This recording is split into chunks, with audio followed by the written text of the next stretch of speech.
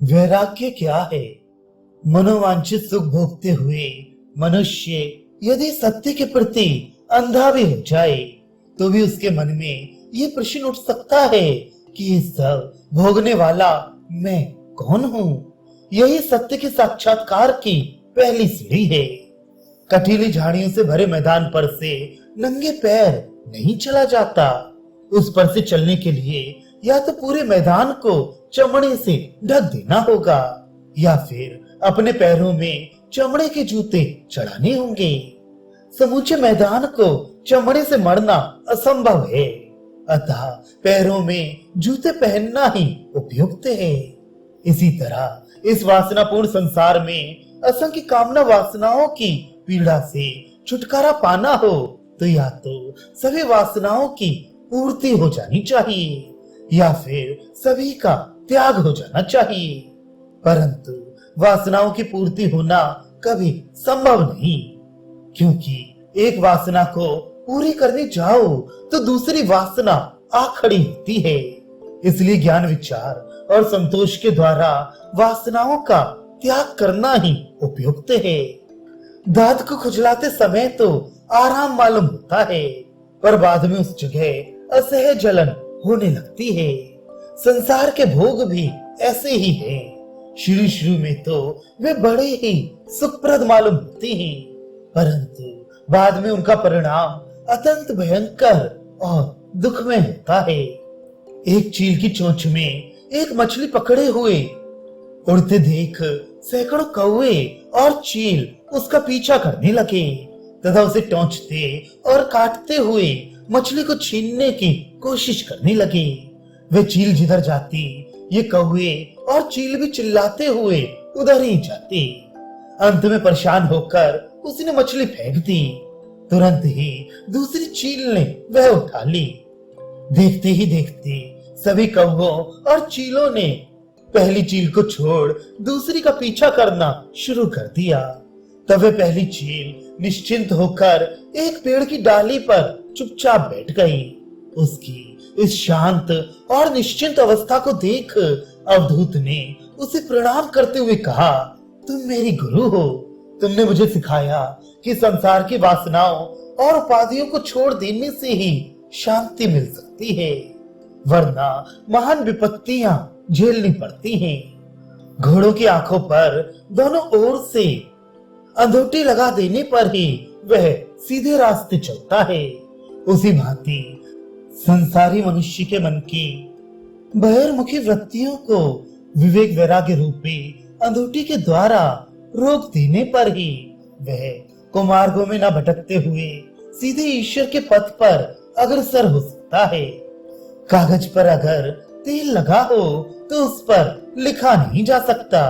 इसी तरह जीव के मन में यदि कामनी कांचन रूपी तेल लग जाए तो उसके द्वारा साधना नहीं हो सकती, परंतु फिर जिस प्रकार उस तेल लगे हुए कागज को खड़िए से घिस लेने पर उस पर लिखा जा सकता है, उसी प्रकार कामनी कांचन रूपी तेल लगे हुए मन को त्याग रूपी खड़िए से घिस लिया जाए तो उसके द्वारा साधना की जा सकती है। एक प्रकार की जहरीली मकड़ी होती है, वह यदि काट ले तो कोई दवा लगाने के पहले मंत्र के सहारे हल्दी का धुआं देते हुए उसका विष उतारना पड़ता है। उसके बाद ही दूसरी दवाइयों का असर हो पाता है, अन्यथा नहीं। इसी प्रकार जीव को यदि कामनी कांचन रूपी जहरीली मकड़ी काट ले तो पहले त्याग रूपी मंत्र से उसका जहर उतारना पड़ता है, तभी साधन भजन सफल हो पाता है। गंदे पानी में यदि तुम एक टुकड़ा फिटकरी डाल दो तो सारा मैल नीचे बैठकर पानी स्वच्छ हो जाता है। विवेक और वैराग्य मानो फिटकरी हैं। इन्हीं के द्वारा संसारी मनुष्य की विषय शक्ति दूर होकर वह शुद्ध बनता है। रेशम का कीड़ा जिस प्रकार अपने ही कोश में आप फंस जाता है, उसी प्रकार संसारी जीव भी अपनी ही वासनाओं के जाल में आप अटक जाता है। फिर जैसे उस कीड़े से तितली बन जाने पर वे कोश को चीर कर बाहर उड़ जाती है, वैसे ही विवेक वैराग्य रूपी पंख आ जाने पर संसार में आबद्ध जीव भी उसमें से उड़ निकलता है। भगवान के घर की चाबी उल्टी दिशा में घूमने वाली होती है। भगवान के समीप पहुंचने के लिए तुम्हें संसार का सब कुछ त्याग करना होगा। मन में विवेक वैराग्य के रहे बिना शास्त्र ग्रंथ पढ़ना वृथा है। विवेक वैराग्य के सिवा आध्यात्मिक उन्नति असंभव है। ईश्वर प्राप्ति कैसे हो, उसके लिए तन मन धन का समर्पण करना पड़ता है।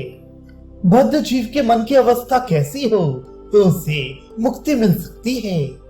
ईश्वर की कृपा से यदि उसे तीव्र वैराग्य हो जाए तो कामनी कांचन की आसक्ति से निस्तार हो सकता है। ये तीव्र वैराग्य किसे कहते हैं जानते हो? बनत बनत बन जाए, भगवान का नाम लो, सब हो जाएगा। ये सब मंद वैराग्य के लक्षण हैं। जिसे तीव्र वैराग्य होता है उसके प्राण भगवान के लिए व्याकुल होते हैं। जिस प्रकार माँ के प्राण अपने बच्चे के लिए व्याकुल होते हैं। जिसे तीव्र वैराग्य होता है वह भगवान के सिवा और कुछ नहीं चाहता। संसार उसे कुएं जैसा प्रतीत होता है। उसे डर लगता है कि कहीं मैं डूब न जाऊं। आदमियों को वह काले नाग की तरह दिखता है। उनसे दूर भागने को मन होता है और भागता भी है। घर गृहस्थी का बंदोबस्त कर लूं फिर ईश्वर चिंतन करूंगा, ऐसा विचार वह नहीं करता। उसके भीतर बड़ी जिद होती है। भक्तगण भगवान के लिए सब कुछ छोड़ क्यों देते हैं? पतंगा यदि एक बार प्रकाश को देख ले तो फिर अंधेरे में नहीं जाता। चींटी गुड़ में लिपटकर भले ही प्राण दे दे पर उसे छोड़ती नहीं। इसी प्रकार भक्त भी ईश्वर के लिए प्राणों की बाजी लगा देता है परंतु दूसरी कोई चीज नहीं चाहता। जो परमहंस होता है, पूर्ण ज्ञानी होता है, वह मोची मेहतर की अवस्था से लेकर राजा महाराज की अवस्था तक सब कुछ स्वयं भोग कर दिखाता है। इसके सिवा ठीक ठीक वैराग्य कैसे आएगा? कामनी कांचन का त्याग हुए बिना ज्ञान नहीं होता। त्याग होने पर ही अज्ञान अविद्या का नाश होता है। आतशी कांच पर सूर्य की किरणें पड़ने पर उससे कितनी वस्तुएं जल जाती हैं, परंतु कमरे के भीतर जहाँ छाया है वहाँ आतशी कांच ले जाने पर ये नहीं हो पाता। इसके लिए घर छोड़कर बाहर निकलना पड़ता है। ज्ञान एकाएक नहीं हो जाता, ठीक समय होने पर ही होता है। रोगी को तेज बुखार चढ़ा हो तो डॉक्टर उस समय कुनैन नहीं देता। वह जानता है कि इस समय उससे काम नहीं होगा। बुखार उतर जाने पर कुनैन या दूसरी दवा का असर होता है। मनुष्य जब तक संसार के भोगों में डूबा रहता है तब तक उस पर धर्मोपदेश का कोई परिणाम नहीं होता। कुछ समय तक उसे विषयों का भोग कर लेने दो। जब उसकी भोगा शक्ति की मात्रा कुछ कम होगी तभी उस पर उपदेश का परिणाम होगा। उसके पहले कितना भी उपदेश दो सब व्यर्थ ही होगा।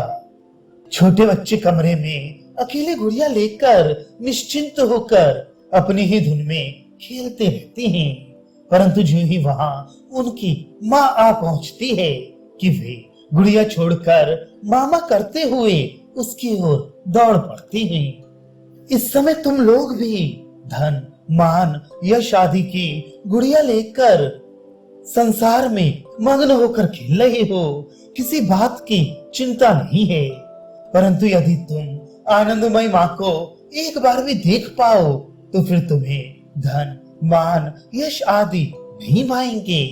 तब तुम सब कुछ छोड़कर उसी की ओर दौड़ पड़ोगे। वैराग्य कई प्रकार का है। संसार में दुख कष्ट पाकर एक प्रकार का वैराग्य आता है, परंतु संसार के सभी भोग सुख असार अनित्य हैं। इस बोध के कारण जो वैराग्य आता है वही यथार्थ वैराग्य है। किसी में यदि वह वैराग्य आ जाए तो सब कुछ रहते हुए भी उसके लिए कुछ नहीं है। वैराग्य के कितने प्रकार होते हैं? साधारणतः दो प्रकार, तीव्र तथा मंद। तीव्र वैराग्य मानो रातों रात नहर खोदकर तालाब में पानी ले आने की तरह है। मंद वैराग्य कहता है होते होते हो जाएगा, कब होगा इसका कोई ठिकाना नहीं। एक आदमी बदन पर तेल मलकर नदी नहाने जा रहा था। जाते जाते राह में उसने सुना कि अमुक व्यक्ति सन्यासी बनने वाला है। कुछ दिनों से उसके लिए वह तैयारी कर रहा है। सुनते ही उसके मन में यह बोध उत्पन्न हुआ कि सन्यासी होना ही सार वस्तु है, और उसी क्षण उसी हालत में वह सन्यासी बनने के लिए चल पड़ा। फिर घर नहीं लौटा। इसी का नाम है तीव्र वैराग्य। सच्चिदानंद सागर में डूब जाओ। काम क्रोध रूपी मगरों से मत डरो। शरीर पर विवेक वैराग्य रूपी हल्दी लगाकर डुबकी लगाओ तो ये मगर तुम्हारे पास नहीं फटकेंगे।